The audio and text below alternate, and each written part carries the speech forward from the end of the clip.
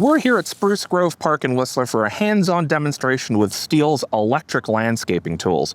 Now, contractors and municipal crews from across the Lower Mainland are going to be putting these battery-powered machines to the test, and we're going to be speaking with the people behind them, as well as some of the folks who are going to be using these tools every day on the job for a quieter, cleaner, and more sustainable future.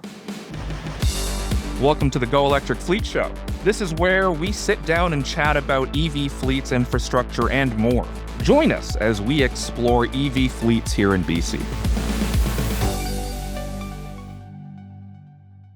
For decades, gas-powered landscaping tools like blowers, mowers, and trimmers have been an unavoidable part of our neighborhood soundscapes. If you've been woken up at the crack of dawn by landscaping motors roaring on your days off, this equipment can also be a source of a lot of frustration. But there's good news. Your wishes to sleep in may be granted by a new wave of electric landscaping equipment. This new generation of tools is transforming how crews work, how communities sound, and how cities meet their climate goals. There's a big push for battery equipment in the industry, and without the end users and municipalities having a chance to use it, they don't know where to go and how to go about it. The drive is simply because the market is driving this. If you aren't getting into the electrical field, you're basically getting out of this business at some point in the future. So getting into this, battery-powered products, you're getting away from all that, particulate. You're getting away from all those emissions, and you're reducing noise, which is a big thing too. A lot of municipalities are adopting bylaws that now you can't use blowers in downtown city cores because of noise complaints, and you're now getting away from that. And emissions is something that's obviously a big bonus to that as well. Equipment manufacturers like Stihl are responding to the demands of the market. Electrification isn't optional, it's the future.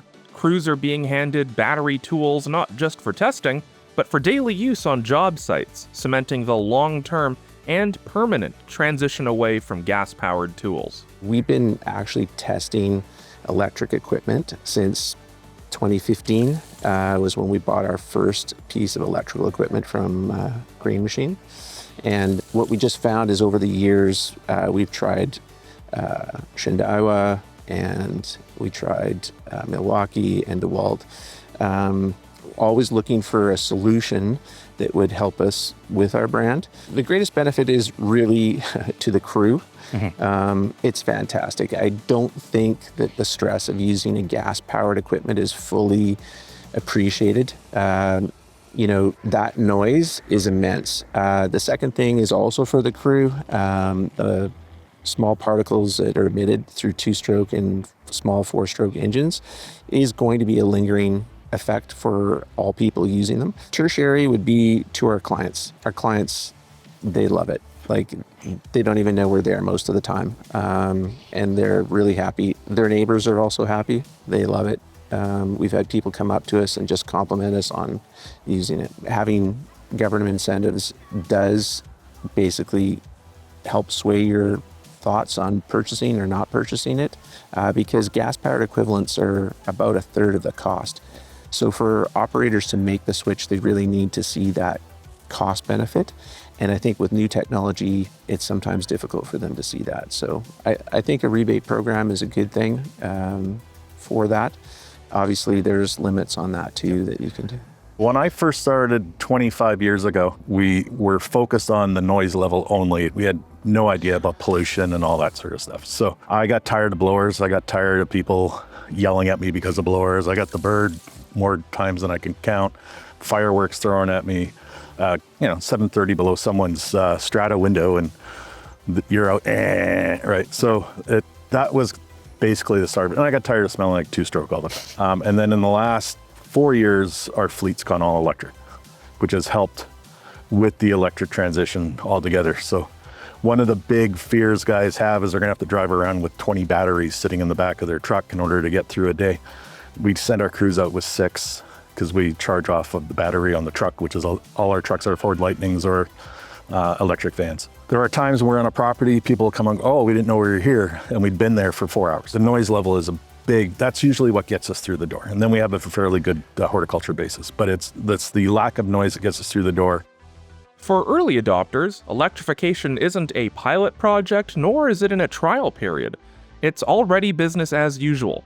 Crews are running full days on electric zero-turn mowers and recharging the batteries for their electric trimmers and blowers right from their electric fleet vehicles. The difference in sound and in customer reaction is night and day. What's happening though is that there's bylaws and there's city councils that are pushing this. And I think that for a lot of landscapers that are maybe, quote unquote, maybe a little more old school or are resistant to change, because we're all a little bit resistant to change, they're gonna find that they're at a point where they're not gonna have a choice.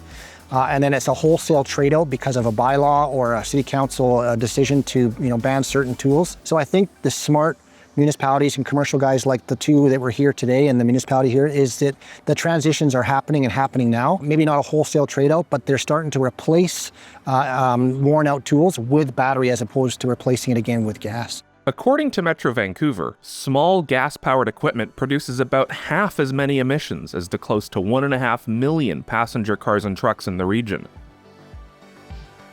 That pollution contains volatile organic compounds, or VOCs, fine particulate matter, nitrous oxides, and carbon monoxide.